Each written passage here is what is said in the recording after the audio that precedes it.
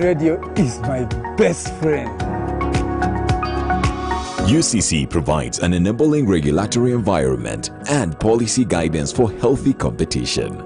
We also facilitate ease of doing business in the communications sector through licensing, standardization, spectrum management, tariff regulation, rural communication development, and consumer empowerment.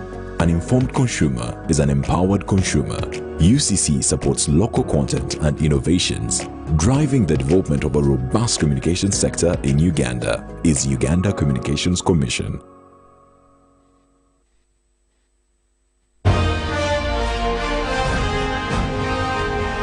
Live from UBC Studios in Kampala, this is Good Morning Uganda Extra.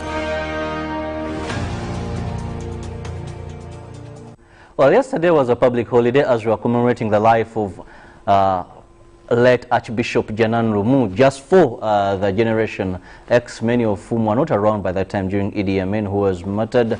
And it brought a turning point to Uganda because of his life. A life was spent, but also he died basically for the truth and pointing out the evils that were in that time. So it was a public holiday, and today here we are. It is a day. It is a working day. It's a normal day business. Welcome back from that public holiday, and it's now time we focus on issues and talking about people whose lives have changed others. Today in studios, I have Linda Abeja, who is the founder of LEAD, that is Maria Tech Life Coaching. This is an institution that she founded with other people to ensure that they bring out the best in every youth in this country. And allow me to welcome her to our studios. Linda, you're most welcome. Thank you so much, Robert. How have you been? Better than excellent. Better than excellent. Yes. Of this generation, now better than excellent. What are we referring to? I think, you see, your feelings start with your mind and how you feel and how you communicate with yourself and the choice of words that you use. So for me, better than excellent is the way of programming my mind to always feel great in everything that I do. Well, let's also begin by understanding, even before we go so much into understanding who Linda is, let's look at this foundation that is Maria Tech, if I pronounce it right. What does this refer to? Okay, Maria Tech is it's an Afrocentric word. From where I come from, it means I love you so much. When I was starting Maria Tech, I was thinking, how can I bring out the best in people? And the best you can bring out of people is by helping them dive into what they really love. When you love something, you'll always do your best to bring the best out of it. So with the Maria Tech, it's about people owning what they love with what they're good at, so that they bring this out in the best way possible. So what does this foundation do? Do you go out and speak? Do you use social media? How do you ensure people discover themselves and shine better? So the best thing that we do, we have services, we have programs. We have programs like emotional coaching. The major 3 services is emotional coaching, mindset coaching, and also behavioral coaching. So what we do, we usually have trainings for the young people. We also have videos that go online, and also we have online classes. But the biggest platform that we use is the Youth Coalition for the SDGs, which is a big platform of young people who have companies and organizations coming together to team together in partnership with the UN, with the Office of the UN Resident Coordinator and the Office of the Prime Minister. So those people have been very supportive for the young people and coming together with different brains. You know, when you come together as different brains, when you do something, it's even bigger. It even has a bigger coverage and the kind of people that you reach out to. Let's look at these 3 aspects that you've just talked about. Let's better understand them. The emotional beat, the mind and all that. Let's better understand each of these in terms of helping people shine better, discover themselves more. Well, as a businesswoman, as someone who has done business and failed before, and now someone who understood that for any business or for any company or for any leader, the most important thing you need to know is understanding your emotions and using your emotions. Our emotions are not supposed to be like our enemies. Our emotions are supposed to be action signals that can help us to progress in the next level of our lives. So our emotions drive us. So there is no way you're going to succeed in business if you don't know how to manage your emotions. When things get tough, when you're stressed, that's God telling you that, hey, you need to do something. Or hey, you need to think outside the box. Or hey, you need to create something, you need to be innovative.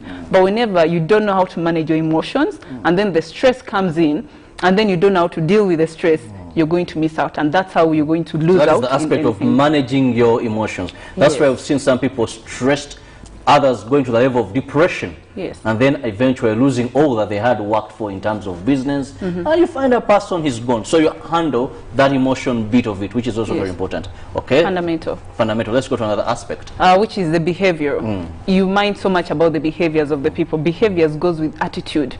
What is your attitude towards work, or what's your attitude towards the kind of business that you have? So what I do, since I'm a professional NLP practitioner, behavioral coaching, I use the tool set of NLP practitioner basing on the 3 fundamental principles: a person's core beliefs, their values, their needs, and their communication skills. Because once you know what's the person's current belief set, their values, how do they communicate to people, and then help them redefine it to something that can support it and help them progress, you can find that you are instilling a new behavior, and that is going to help them progress. Whether it's at work or whether it's with personal business, behavior is everything. People want to work with people who have a good attitude, and that is it. So now we've looked at the emotional bit of it, now we go to behavior that you've explained very well. These are some of the things sometimes, actually, Linda, that people may not take as very important. Most of the youth, someone will say, that's my character. No, that's who I am. I can't change. So yet it's affecting them in the other way. Let's look at the other aspect. Mindset. I think the biggest thing that we are facing right now is the mindset of the young people. And the greatest challenge I find with the young people is the mindset that I have to look for a job. People don't have to, they don't put it in themselves that I can create for myself something. And another mindset that now we're opening up Pandora's box. Many youth will tell you, they tell us to be job creators and not job seekers. But how can I be a job creator? I've just finished campus, I've just come out of an institution, there's literally much I know. So how do I get to this level where I am a job creator, where I am a job, how they wonder, and you're echoing the same. Yeah, I am doing that. I'm helping them through a certain program called PDSS. I teach people critical thinking because I know with problems, we have so many problems in Uganda, and all those are businesses, those are business potentials. Those are all opportunities, but people don't know how to tap into these opportunities. And I feel sorry for young people who go ahead to look for jobs, because you'll never get a satisfaction from a job. You have been employed, or you've all your life been self-employed? I've been employed. I've been employed. And I know what employment is. Yes, I've been employed. Okay, now continue. Since you've never been employed, let's continue with that discussion. I'm enjoying myself. Yes, I've been employed. I've worked in the airport. I've worked in marketing before. I've worked in insurance. I've also worked in something that everyone has done before, that is network marketing. So yes, I've been employed. And for me, what made my employment good is when I was working, I was thinking, what can I learn? What value can I bring to my company? For me, it was never about take. What am I taking from my company, from the company that is employing me? What I mind, what value am I adding to the company? Or what image am I leaving behind? When I leave this company, will they always refer to me as someone that some people can look up to? But most people, when they get jobs, they just think, okay, I'm working for the boss. People forget those skills that you learn, they're not for your boss. The skills you learn are meant for you. And you're the one who uses those skills to take you further in life. Very interesting, looking at all these aspects, and I believe the youth out there watching or are parent, please ensure they do not miss this program, because we are handling vital, very relevant aspects of life that many a times you neglect, yet they have a very big impact. One person was telling me that when you go to Uganda, when you meet Ugandan youth and you want to employ them, one of the things is they're not employable. And I was asking why. He talked about mindset, he talked about behavior, he talked about managing emotions. So these might look simple issues, yet they could be the hindrances for you to prosper. They could be the hindrances to your job. Now, Linda, also recently you met the president. You were among a group of youth that met the president. One would want to know what was the purpose of this meeting, and really why you taking the same line of empowering and pushing for youth development in terms of human capital.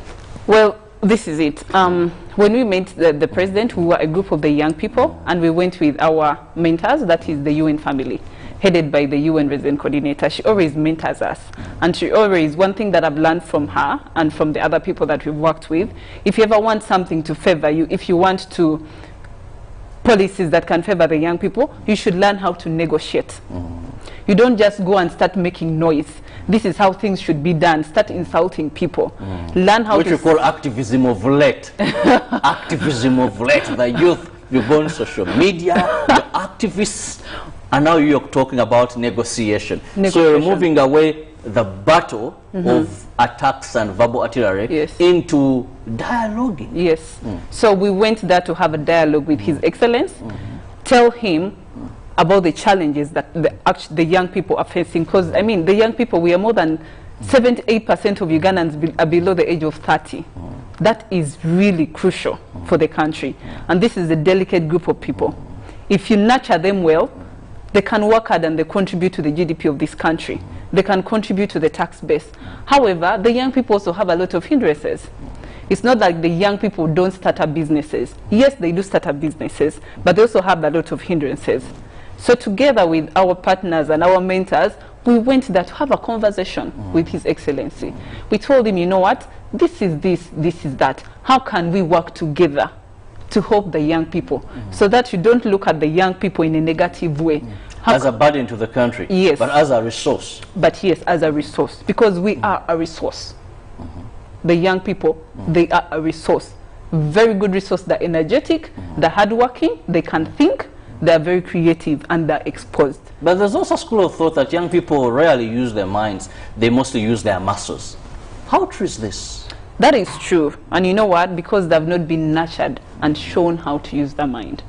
Once you can, you know, with coaching, all you need to do is just do a little bit of twitching. Trigger. To help someone start to see and think differently. So I don't really blame the young people. Maybe as we were being taught, or as we were being nurtured, we were not taught how to think. But thinking is essential. And that's why Amaria Tech is here. We'll teach people how to think. Something I really love to teach is something called critical thinking. It helps you to think, I have this problem. How can I create a solution out of it? Or how can I make it a business? And that is it. Well, helping people to think. A person watching is wondering, how does somebody help you to think? And even making matters more interesting is critical thinking. Not just thinking, but now critical thinking is what we're handling. And this is Linda Abeja, with whom I'm in studios to handle this. Linda, most of the times I've tried to follow some of your literature, mostly in the dailies, when you write, and you refer to human capital development as the way forward for the youth in Uganda. What do you always refer to? Why is it important?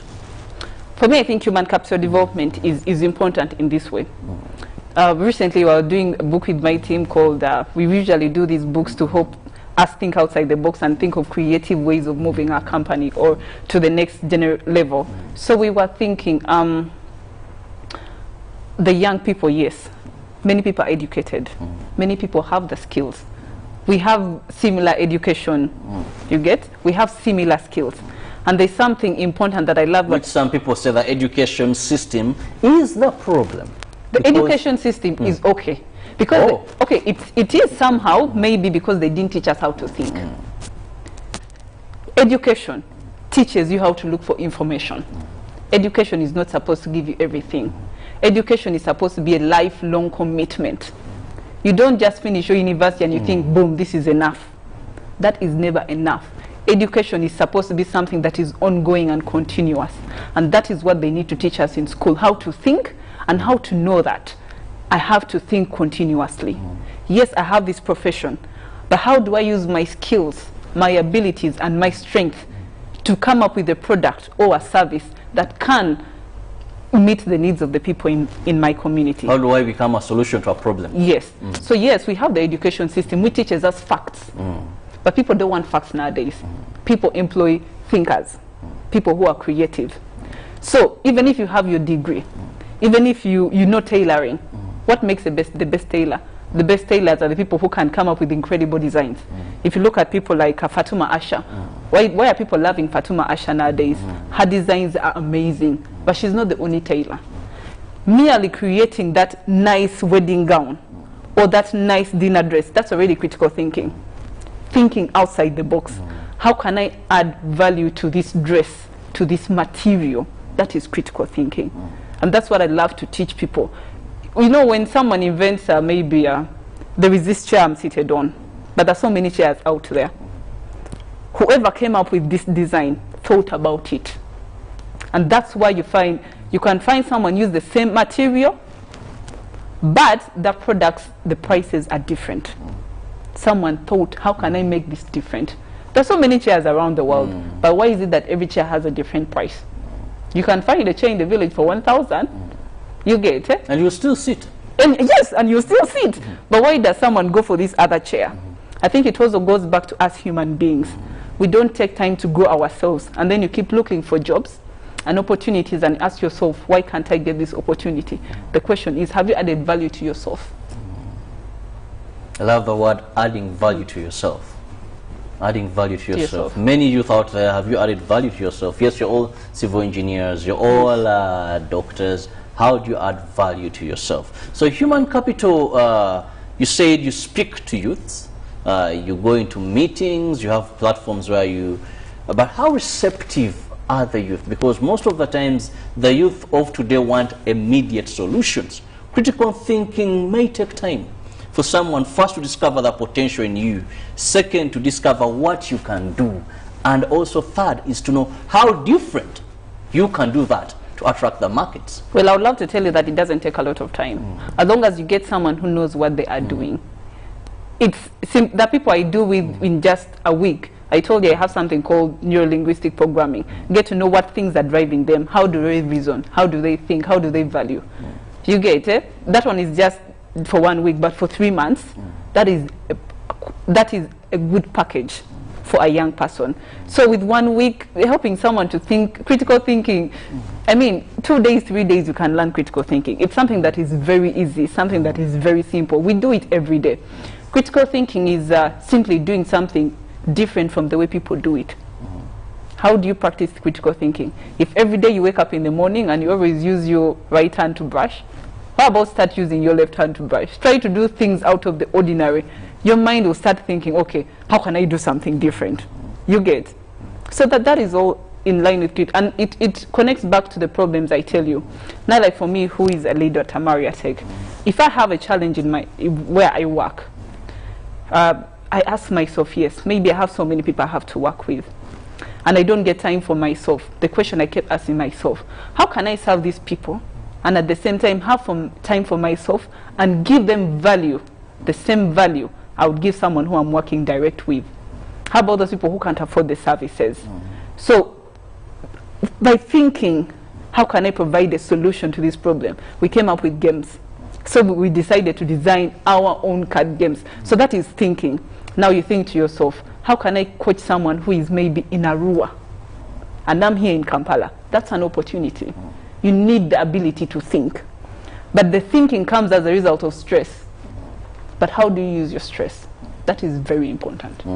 I love that. How do you use your stress? Many of the youth this time, what they refer to as stress reliever, could be drugs, could be engaging in some groups that don't add value actually to them, but sitting and coming up with a solution to a problem. Some few also resort to prayer, devotion for that. But here is Linda saying, hey, your brain has the capacity to have solutions to each and every problem in your life. If only you could take moments and become a critical thinker, then you'll be a victor. I love the word, Linda, teaching people. Something that comes to my mind, do they teach people to think? School never teaches us how to think. And I think that's one thing I pride myself about Amaria Tech. I have this slogan, we teach people what school doesn't teach them. School doesn't teach you how to think. School doesn't teach you how to manage your emotions. School doesn't teach you how to behave in a certain way. That's what we teach. That is what we are good at. Because we know that through that, people can be in position to grow and get out of that comfort zone.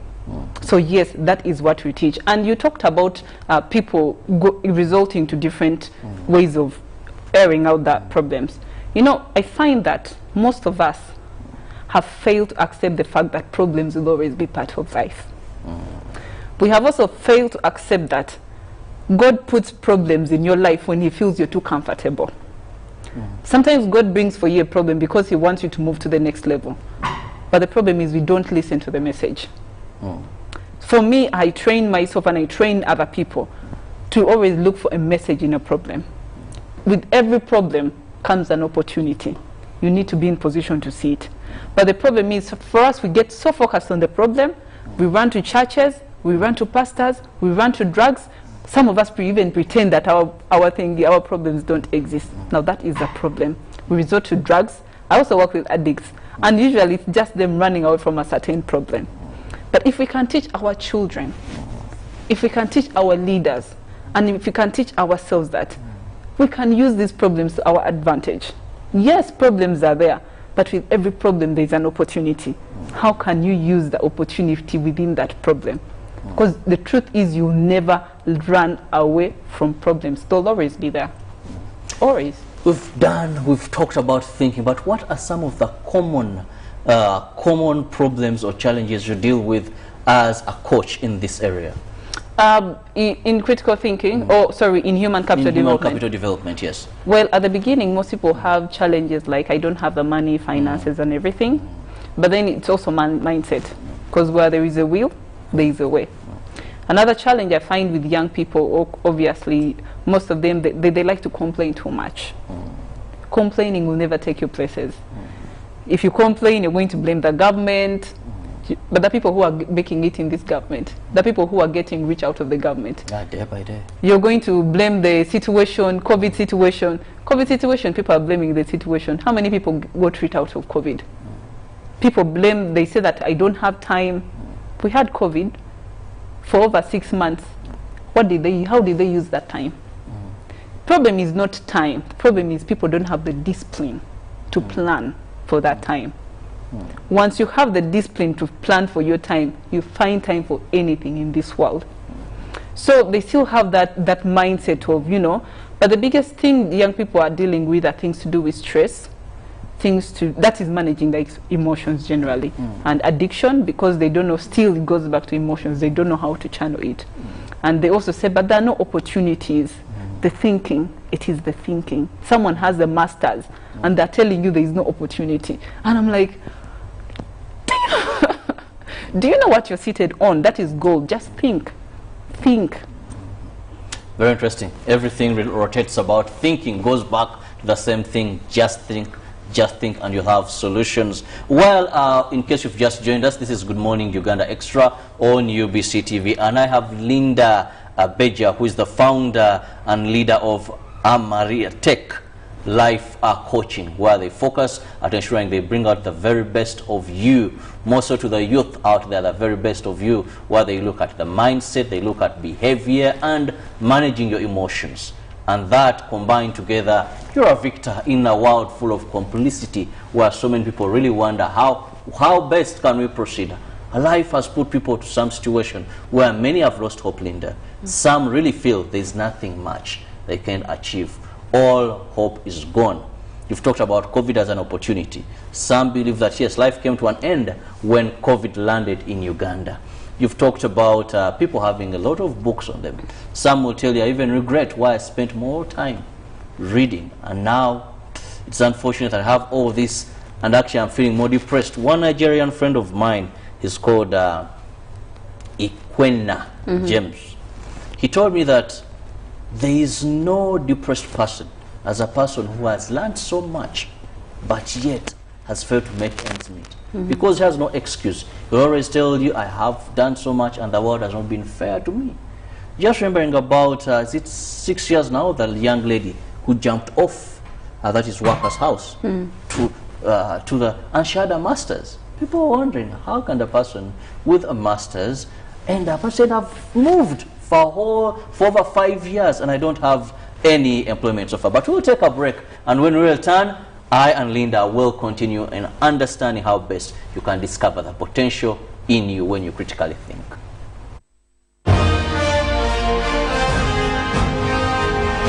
Live from UBC Studios in Kampala, this is Good Morning Uganda Extra.